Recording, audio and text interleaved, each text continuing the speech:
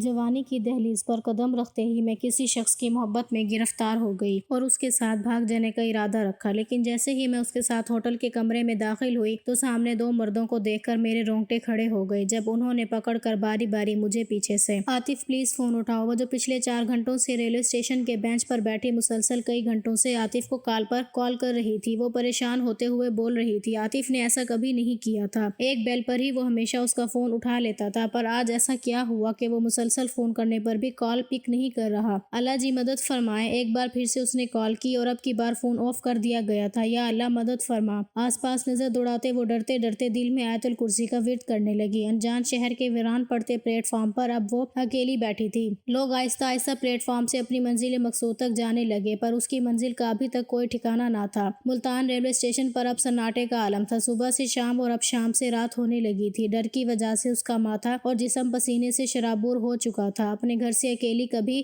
باہر نہ نکلنے والی وہ لڑکی آج پتوکی سے ملتان ایک جھوٹی محبت کی خاطر اپنی تمام تر کشتیاں جلا کر آئی تھی۔ بار بار پریشانی سے وہ اپنی کلائی پر بندھی گھڑی پر نظر رکھتی، تو کبھی پانی کی بوتل کو منہ سے لگاتی، تو کبھی آتے جاتے مسافروں کو دیکھتی۔ 2 راتیں جاگنے کے باعث آنکھوں میں نیند آنے لگی تھی، پر ابھی تک اسے کوئی سکون کا ٹھکانہ میسر نہیں ہوا تھا۔ بجلی کڑک کر اب بارش کی صورت اختیار کر گئی۔ ابو جی بے ساختہ ماریا کے منہ سے نکلا۔ ارے بچہ میں ہوں تو ڈر کیسا؟ لطیف صاحب ڈر سے آنکھیں میچتی ماریا کو گلے لگاتے ہوئے بولے۔ وہ جانتے تھے وہ بجلی کڑکنے کی آواز اور بارش سے بہت ڈرتی تھی۔ ابو جی آپ نہ جائیے گا، وہ اپنے ابو کے سینے سے لگی کانپتی آواز میں بولی۔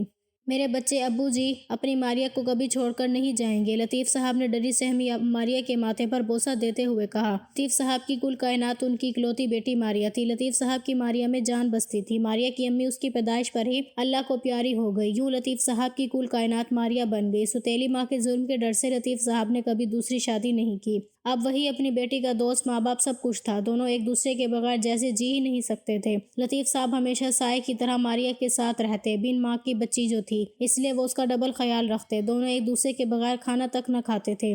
وہ باپ بیٹی کم دوست زیادہ تھے۔ پھر وہ دن آیا جب دونوں کے بیچ جھوٹ کی دیوار آ گئی۔ عیدی جمع کر کے ماریا نے موبائل لیا اور وہاں سے اس کی بربادی شروع ہو گئی۔ ایک رانگ نمبر سے عاطف اس کی خوبصورت سی حسین زندگی میں اپنی جھوٹی محبت کا سیلاب لے آیا۔ دونوں کے بیچ جھوٹ کی دیوار حائل ہو گئی۔ ماریا کا ہمیشہ کمرے میں بند رہنا، رات رات بھر جاگنا۔ لطیف صاحب کو کچھ کھٹکا تھا پوچھنے پر ماریا نے کالج اسائنمنٹ کا بہانہ بنا ڈالا۔ پہلی دفعہ جھوٹ پر احساس شرمندگی ہوئی اور محبت میں بھٹکی وہ لڑکی اب اپنے دوست جیسے باپ سے جھوٹ پر جھوٹ بولنے لگی تھی۔ پھر ایک دن جھوٹی محبت کا قصہ تمام ہوا۔ عاطف نے محبت کا واسطہ دے کر گھر سے بھاگنے کا کہا۔ ماریا لطیف صاحب کی اکلوتی اولاد تھی۔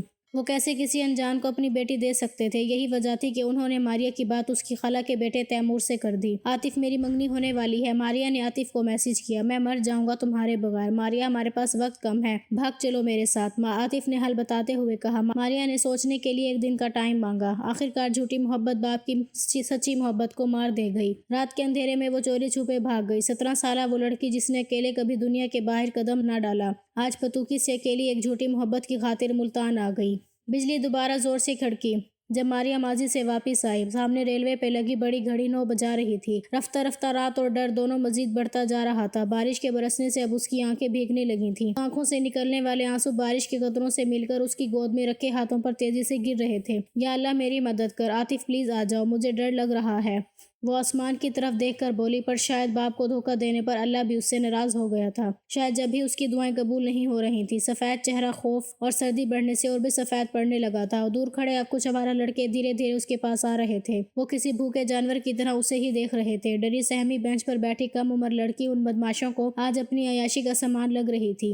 بس اسٹیشن پر پھرتا وہ چوکیدار ان کے بیچ ایک دیوار بنا ہوا تھا جس کی ڈیوٹی ختم ہونے میں اب کچھ ہی وقت باقی رہ گیا تھا۔ اس کا حلق مزید خشک پڑنے لگا۔ بھوکے کتوں کی طرح دیکھتے وہ انسان نما اور اوپر سے بگڑتا موسم اس کو مزید ڈرا رہا تھا۔ اس کی ریڑھ کی ہڈی میں سنسنی خیز درد اٹھا تھا۔ خشک حلق پانی پینے سے بھی اب تر نہیں ہو رہا تھا۔ پچھتانے کے علاوہ اور کوئی بھی راستہ اسے دکھائی نہیں دے رہا تھا۔ واقعی باپ بیٹی کا محافظ ہوتا ہے۔ جیسے ہی لڑکی اس گھر کو چھوڑ دیتی ہے تو اس کو باہر کی دنیا کا گرم سرد موسم کا پتہ چلتا ہے، ان جانوروں کا پتہ چلتا ہے جو انسان کی شکل میں بھیڑیا بنے ہوتے ہیں۔ اے اللہ میری عزت و آبرو کی حفاظت فرما۔ وہ اب اللہ سے مسلسل دعائیں مانگ رہی تھی۔ یہ راستہ اس نے خود اپنے لیے منتخب کیا تھا۔ اپنی جنت کو وہ خود آگ لگا کر آئی تھی۔ وہ آنکھیں بند کیے مسلسل دعائیں کر رہی تھی۔ ہونٹ سردی سے اب نیلے پڑ چکے تھے۔ 2 سال سے محبت کرنے کا دعوے دار ایک پل میں اسے انجان راستوں میں چھوڑ کے چلا گیا۔ وہ اسے گھر کی 4 دیواری سے نکال کر سڑک پر لے آیا تھا۔ سامنے کھڑے وہ درندے قریب آنے لگے تھے۔ یا اللہ مدد فرما۔ وہ ان کو آتا دیکھ کر رو رو کر کانپتے ہونٹوں سے بول رہی تھی۔ وہ چاروں بھوکے درندے قہقہا لگا کر اس نازک کلی کے تھر تھر کانپتے وجود کو میلی نظروں سے دیکھ کر مزے لے لے کر ہنس رہے تھے۔ اپنے باپ کی بات اس کے کانوں میں گونج رہی تھی جب اس نے ایک دن چڑھتے ہوئے کہا تھا، ابو جی آپ ہر وقت میرا سایہ کیوں بنے رہتے ہیں؟ پر وقت یہاں تک کہ برابر میری سہیلی کے گھر پہ مجھے چھوڑنے آتے ہیں۔ وہ چڑھ کر بولی تھی، ماریا جب انسان کے پاس کوئی قیمتی شے ہو تو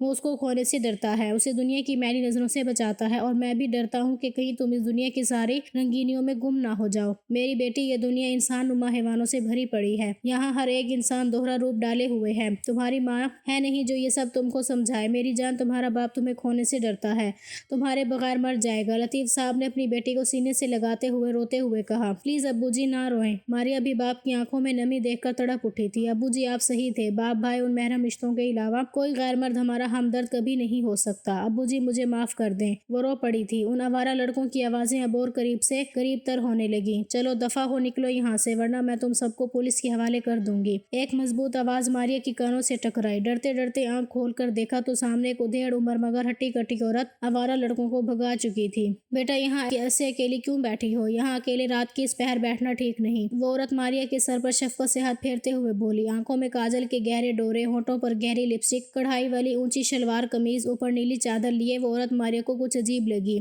پر ابھی اس کے پاس مزید کچھ سوچنے کا ٹائم نہیں تھا۔ آنٹی میرا کوئی گھر نہیں ہے، میرا مطلب میں اپنا گھر چھوڑ کر بھاگ آئی ہوں۔ ماریا نے بہت مشکل سے کانپتے وجود کو سنبھالے ٹوٹے لہجے میں کہا، بیٹا آپ کا یہاں رکنا صحیح نہیں ہے، پاس ہی میرا گھر ہے، میرے ساتھ چلو۔ اور آنٹی اگر وہ میرا مطلب شاید وہ مجھے لینے کل آ جائے تو بیٹا آپ صبح واپس چلی جانا، پر رات یہاں گزارنا خطرے سے خالی نہیں۔ ماریا جانے کے لیے راضی ہو گئی۔ وہ عورت اسے کوئی فرشتہ معلوم ہوئی تھی، اس کے علاوہ اس کے پاس کوئی اور راستہ نہ تھا۔ وہ اپنا بیگ لیے اس عورت کے ساتھ ٹیکسی میں بیٹھ گئی۔ 1 گھنٹے کی مسافت کے بعد وہ لوگ کوئی کچی آبادی میں آ گئے تھے۔ ہر طرف بس اندھیرا ہی اندھیرا تھا۔ وہ بیگ لیے ڈرتے ڈرتے اس عورت کے پیچھے چلنے لگی۔ اندر کی تنگ گلیوں کے باعث ٹیکسی والا انہیں سڑک پر ہی اتار گیا تھا۔ پرانے طرز کی وہ کچھ سیدھا حویلی لائٹوں سے جگمگا رہی تھی۔ گھنگرو موسیقی کی آواز حویلی کے باہر تک آ رہی تھی۔ اسے کچھ عجیب سا لگ رہا تھا۔ اس سنسان علاقے میں اس حویلی سے رات کے اس پہر بھی رونق کا گمان دکھ رہا تھا۔ اب عورت کے پیچھے آ رہی ترچھی سیڑھیاں عبور کرتے اوپر پہنچ چکی تھی۔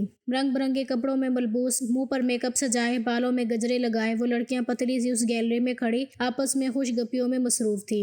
گیلری کی ایک سائڈ پر لائن سے بنے بہت سے کمرے بند ہوئے پڑے تھے۔ وہ ساری لڑکیاں ستائشی نظروں سے گھبراتی ماریا کو دیکھ کر ہنستے ہوئے ایک دوسرے کے کانوں میں سرگوشیاں کر رہی تھیں۔ وہ عورت لائن سے بنے ان کمروں میں کھلے کمرے کی طرف اندر داخل ہوتے ہوئے زور سے بولی، جو اس عورت کے بلانے پر فوراً سے بھاگتی ہوئی سامنے آئی تھی، دیکھ یہ ماریا ہے، اب تجھے اس کا خیال رکھنا ہے، اس کے کپڑے وغیرہ تبدیل کروا کر کھانا کھلا اور دھیان رکھ اس کا، یہ تیری ذمہ داری ہے۔ آسیہ مسکراہٹ کے ساتھ ہدایت دیتی بولتی وہاں سے نکل گئی اور سامنے کھڑی لال سوٹ پہنے، پراندہ باندھے، ہونٹوں پر پان کی وجہ سے جمع سرخی، آنکھوں میں کاجل لگائے بولی، دیکھ شازیہ کیا کچا پیس لائی ہے آپا۔ اس نے سامنے سے آتی اس جیسی حلیہ اپنائی عورت سے کہا، ہاں ویسے ایک بات تو ہے آسیہ آپا، چن کر ہمیشہ کوئی نایاب ہیرا ہی لاتی ہے، ماننا پڑے گا۔ سامنے کھڑی اس عورت نے ماریا کو اوپر سے نیچے تک گھورتے ہوئے شیطانی ہنسی ہنستے اس عورت سے کہا۔ ماریا کو یہاں بہت عجیب سا لگ رہا تھا۔ بھڑکیلے کپڑے، میک اپ سے لدا منہ، عجیب سی گندی زبان، چہرے پہ آئی بدرون کی، ان سب کو دیکھ کر اس کے دل میں خطرے کا کھٹکا سا لگا تھا، پر اب بہت دیر ہو چکی تھی۔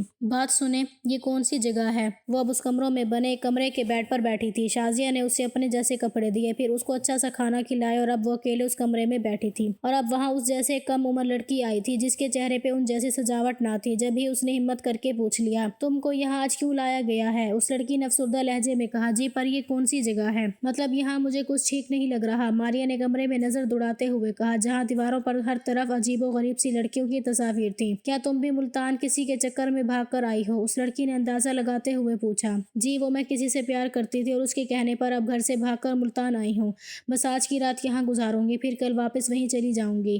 دیکھنا وہ کل مجھے لینے ضرور آئے گا، آج شاید بارش کی وجہ سے نہیں آیا وہ۔ ماریا نے پھیکی مسکان کے سامنے کھڑی لڑکی سے بڑے مان سے کہا اور ساتھ وہ خود کو بھی شاید تسلی دے کر کہہ رہی تھی، کیا نام تھا اس کا؟ سامنے کھڑی اس لڑکی نے دوبارہ پوچھا۔ جی وہ عاطف۔ ماریا نے جلدی سے کہا۔ تصویر دکھا سکتی ہو اس کی؟ لڑکی نے پھر سے کہا۔ ماریا نے اپنا موبائل لڑکی کی طرف کرتے ہوئے کہا۔ او اسلم، اسد اور اب عاطف، نہ جانے کتنے نام بدلے ہیں اس نے معصوم لڑکیوں کو پھسلا کر اپنی جھوٹی محبت کے جال میں پھنسانے کے لیے۔ وہ لڑکی بظاہر ہنس رہی تھی پر آنکھوں میں اس کی نمی آ گئی تھی۔ روبینہ، ارے او روبینہ، مر گئی ہے کیا؟ آ رہی ہوں، باہر سے آتی آواز پر آنکھوں سے آنسو صاف کرتے وہ الماری سے سرخ جوڑا اور میک اپ کا سامان نکالے وہاں سے جانے لگی۔ پلیز یہ تو بتا دیں یہ جگہ کون سی ہے؟ ماریا نے وہ لڑکی کو واپس جاتے دیکھتے ہوئے کہا۔ یوں سمجھو قید خانہ، جہاں سے رہائی ممکن نہیں، جہاں لوگ چشموں سے کھیلتے ہیں، جہاں ہر رات روح کو گھائل کیا جاتا ہے، جہاں صرف عورت کا سودا کیا جاتا ہے، اس کی عزت کو تار تار کیا جاتا ہے، اور اس گندے دلدل میں جو ایک بار پھنس گیا وہ مر کر ہی نکل سکتا ہے۔ وہ لڑکی آنکھوں میں آنسو لی آواز میں درد اور قرب سمائے بولتی وہاں سے نکل گئی۔ ماریا کو اب سب سمجھ آ چکا تھا۔ وحشی درندوں سے بچ کر آج وہ خود وحشی دنیا میں خود اپنی مرضی سے آ گئی تھی۔ وہ اب دلدل میں پھنس چکی تھی، اب ساری زندگی اسے اسی دلدل میں گزارنی تھی۔ اسے اپنی جان نکلتی ہوئی محسوس ہو رہی تھی۔ جس لڑکی کو اس کے باپ نے قیمتی کہا تھا آج وہ خود اپنے ہاتھوں عام ہونے چلی تھی۔ 17 سال تک دنیا کی میلی نظروں سے بچایا اس باپ کو وہ خود برباد کر آئی تھی۔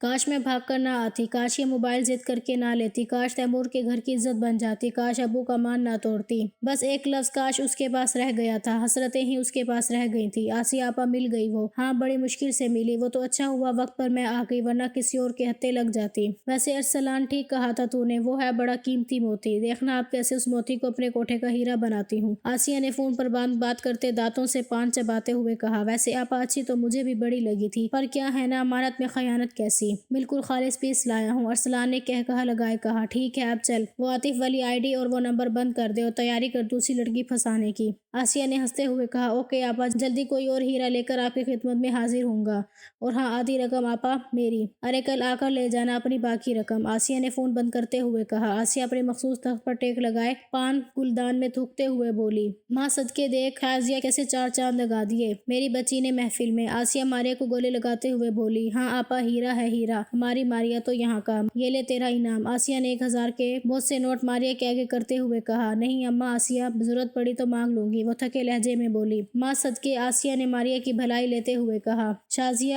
ارے او شازیہ لے جا میری بیٹی کو، کمرے میں تھک گئی ہوگی میری بچی۔ آسیہ نے ماریا کے چہرے پر محبت سے ہاتھ پھیرتے پیشانی چومتے ہوئے کہا۔ آئینے کے سامنے کھڑی وہ اپنی جولری اتار رہی تھی، سرخ رنگ کا بھاری لہنگا ساتھ میں میک اپ، بالوں میں گجرے اور پیروں میں پائل پہنے وہ خود کو 6 سال پرانی معصوم اور بھولی سی ماریا کہیں سے بھی نہیں لگ رہی تھی۔ چہرے کی معصومیت محبت کے زیر اثر اب تھکن پن میں بدل چکی تھی۔ خود کو دیکھ کر وہ آج بھی رو پڑی تھی، اپنا وجود اس کو خود ہی برا لگنے لگا تھا۔ کیسے وہ ان چند سالوں میں معصوم سی ماریا کوٹھے کا نایاب ہیرا بن چکی تھی۔ ہزاروں پیسے بھی اب اس کو وہ خوشی نہ دیتے تھے جو اس کے باپ کی شفقت سے اسے ملتی تھی۔ مار پیٹ اور نہ جانے کتنی اذیتوں سے گزر کر آخر وہ اپنی زندگی سے سمجھوتا کر چکی تھی۔ اس کی روح روز روز مرتی اور روز زندہ ہوتی، پر سانسوں کو اس پر رحم نہ آتا، اور یوں وہ واپس ایسی دنیا کے جہنم میں آ جاتی۔ پورے کوٹھے کی رونق ماریا اندر سے کتنی ٹوٹی ہوئی تھی، یہ بات صرف وہی جانتی تھی۔ آج ایک بار پھر سے وہ اس کھڑکی کے پاس کھڑی باہر کا منظر دیکھ رہی تھی۔ بارش آج بھی تھی، بجلی آج بھی کڑک رہی تھی، پر آج اس کے باپ کا شفقت بھرا سایہ اس کے ساتھ نہ تھا۔ یہ بارش اور بجلی کی کڑک سے اب وہ نہیں ڈرتی تھی، کیونکہ اس کی زندگی اب ان جیسی چیزوں کی عادی ہو گئی تھی۔ بستر پر لیٹے آج بھی آنکھوں کے سامنے اپنے باپ کا چہرہ تھا، آنسو آنکھوں سے نکل کر بالوں میں جذب ہو رہے تھے۔ اب یہی دوزخ اس کا ٹھکانہ تھا، شاید یہی اس کی سزا تھی جو اس نے خود اپنے لیے منتخب کی تھی۔ اپنے باپ سے کوسوں دور وہ لڑکی آج بھی رو رو کر خود کو کوس رہی تھی، روز جیتی روز مرتی وہ طوائف اب سو گئی تھی۔ کیسے ہوتے ہیں یہ لوگ جو چند پیسوں کے لیے معصوم لڑکیوں کے جذبات اور ان کی عزتوں سے کھیلتے ہیں، معصوم لڑکیوں کو ان کے گھروں سے دور وحشی دنیا میں نیلام کر دیتے ہیں۔ کیا انہیں مرنے کا خوف نہیں ہوتا؟ کیا وہ نہیں جانتے اللہ سب دیکھ رہا ہے؟ کوئی اس کی پکڑ سے نہ بچا ہے اور نہ کبھی بچے گا۔ دنیا کے لیے، عارضی عیش کے لیے آخرت کو تباہ کرنے والے یہ درندے، سب بھول کر اپنی مستیوں میں گم رہنے والے یہ لوگ اس کی پکڑ سے کبھی نہیں بچ سکتے ہیں۔ بے شک ایسے لوگوں کا دردناک انجام ہے۔ اے بنت ہوا، اس دنیا میں تیرا ان اپنوں کے علاوہ کوئی ہمدرد نہیں، یہ دنیا بڑی خود غرض ہے۔ یہاں انسانوں نما درندے بھوکے کتوں کی طرح منڈلاتے اپنا شکار تلاش کرتے رہتے ہیں۔ اپنے گھروں کو اپنی حفاظت گاہ سمجھیں، جھوٹی اور ان غیر محرموں کی محبت میں اپنوں کو تکلیف نہ دو۔ بے شک جس نے بھی ماں باپ کا مان توڑا اس نے موکی کھائی ہے۔ اللہ سب لڑکیوں کی اور ان درندوں سے حفاظت فرمائے اور لڑکیوں کو بھی عقل عطا فرمائے، آمین یا رب العالمین۔